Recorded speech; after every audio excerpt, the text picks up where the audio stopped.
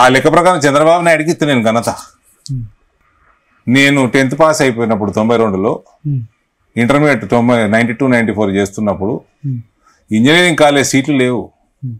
Medical college medicine చేయాలంటే అయితే గాంధీ లేకపోతే ఉస్మానియా లేకపోతే ఆంధ్రలో ఒకటి ఉండే, 3 కాలేజీలు ఉంటుండే. ఇంజనీరింగ్ చేయాలంటే 7-8 ఉంటుండే.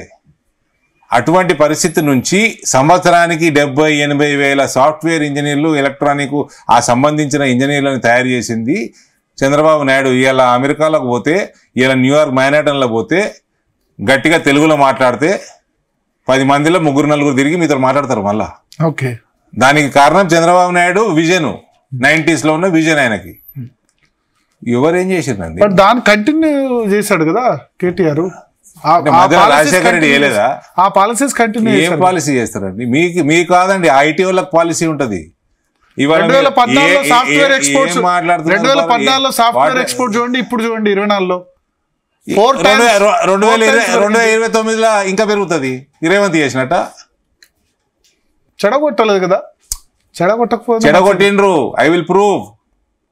ఈ బిల్డింగ్ లేంది, రోడ్ లేంది, డ్రైనేజ్ వ్యవస్థ ఏంది?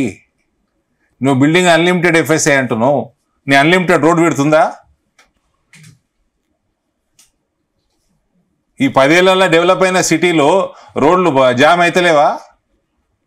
ఇన్ఫ్రాస్ట్రక్చర్ ఏది? Unlimited FSI ఇచ్చేయటము.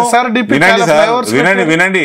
ఓడ బిల్డర్ రావాలి, ఈయనకు 10% రాసి ఇవ్వాలి, అన్లిమిటెడ్ ఎఫ్ఎస్ఐ ఇవ్వాలి, కింద రోడ్డు లేదు, డ్రైనేజ్ లేదు, ఇతర ఇన్ఫ్రాస్ట్రక్చర్ లేదు, ప్లానింగ్ లేదు.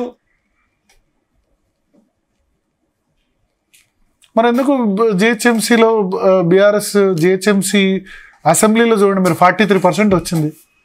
మొత్తం కాంగ్రెస్ ఒక ఇబ్రహీం పట్నం తప్ప హెచ్ఎండి పరిధిలో బీజేపీ కూడా వచ్చింది కదా. బీజేపీ రాజాసింగ్ ఒకటి అంతే. మీరు ఎమ్మెల్యే అంటున్నారా? నేను కార్పొరేషన్ ఎలక్షన్ చెప్తున్నా. కార్పొరేషన్ అప్పుడు 99, ఆ తర్వాత 56. అసెంబ్లీ 56 కాదు, 51 52. 56 వాళ్ళు, మీరు 48 జిహెచ్ఎంసీలో ఆల్మోస్ట్ ఈక్వల్ వచ్చినాయి.